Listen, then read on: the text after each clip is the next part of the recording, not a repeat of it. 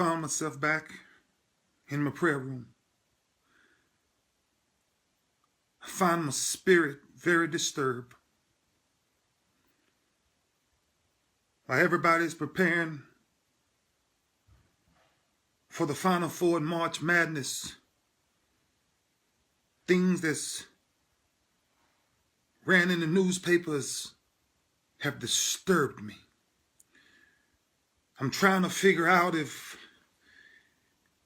black lives really matter. Then in Chicago alone, the murder rate has soared 72% in 2016. 88% in the first 3 months of 2016 compared to last year. I'm trying to ask the question if to the organization of black lives, if they really mattered, then why not riot now? There was 141 murders this year, 82 murders last year at the same time. I'm trying to figure out in my mind why no one is paying attention to black men killing black men. Why we always find ourselves as the victims.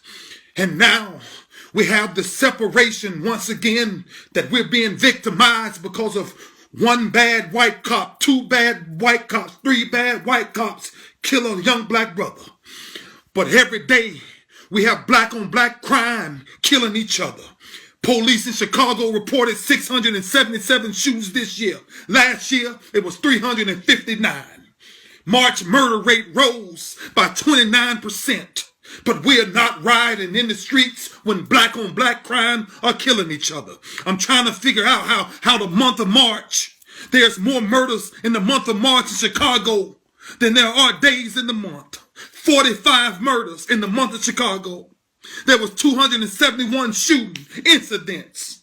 I'm trying to stop to ask this one simple thing. When will we appreciate who we are? When will our skin color start paying attention to our own skin color? When will we stop crying that black lives matter? Because God says, I am Alpha and Omega. I am creator of all. And all come up under me with my spirit, which means color means nothing. I am king. I will live as king. But we have found our way distracted.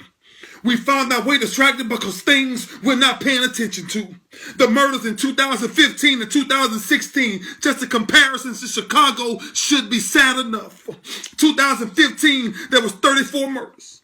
2016, there was 45. From January 1st to March 31st, there was 82 murders. In 2015, there was 141 in 2016. Let's just talk about the shootings. The shootings in 2015, there was 179. 2016, there was 271. January 1st to March 31st, the shootings alone, 2015, there was 359. 2016, there was 677.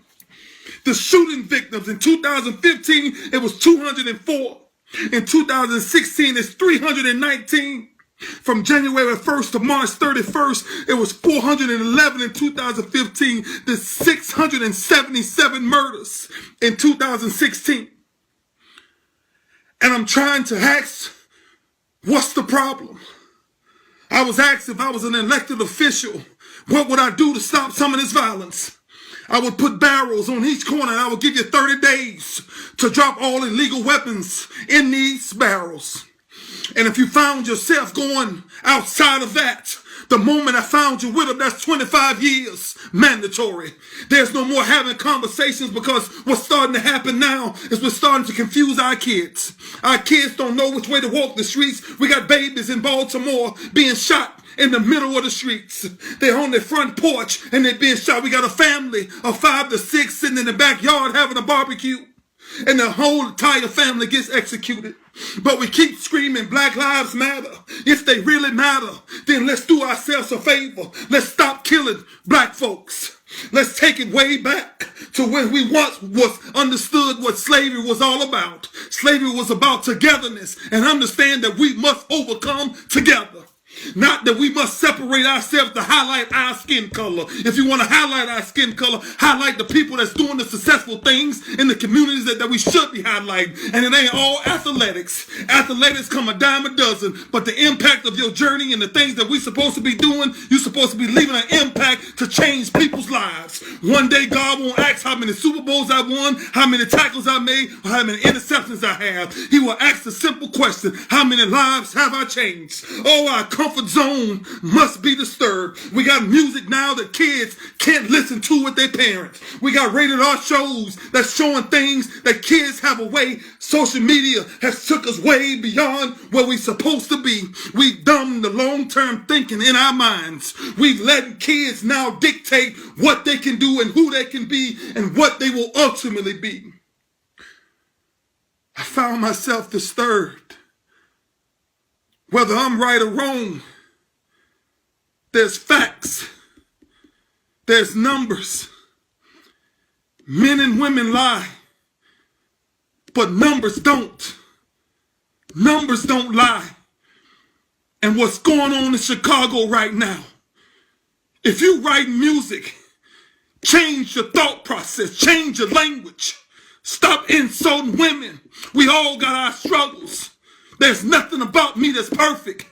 I'm a struggling man every day of my life to walk the right path. I haven't figured it all out yet, but I figured out enough to say that there's something that I'm supposed to pass along that don't go through my same struggles. Let's write something different. Let's give these lost children something to really envision. I cried today to say I'm not a perfect man. And I have my failures, just like anyone else. But I guess the question is, are you helping? Or are you serving? You can help anybody. You can give your money away to help any cause. But to serve, you must come out of your comfort zone. There's too many brothers killing each other. And brothers, if I had one message for you, man, stop and check the pulse of the person before you pull a trigger. And realize that they are alive. And everybody you hurt, you will be accounted for. Man, I'm talking about, foolish people on social media, the things that they say, that's pure ignorance. Evil exists.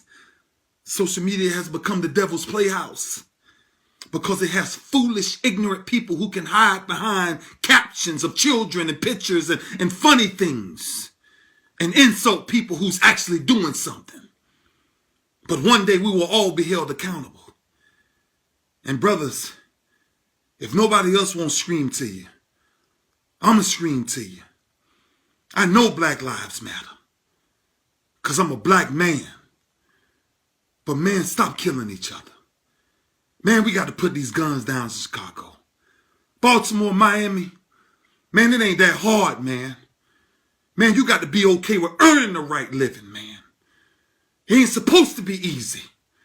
Man's days on this earth will be short and filled with trouble. But right now, man, we're losing the battle. A third of the Afro-American population is behind bars. 50% are behind bars because they took the life of another black man. Sooner or later, black men, if we don't change what we're doing, not only will our kids not have a future, but we might find ourselves extinct.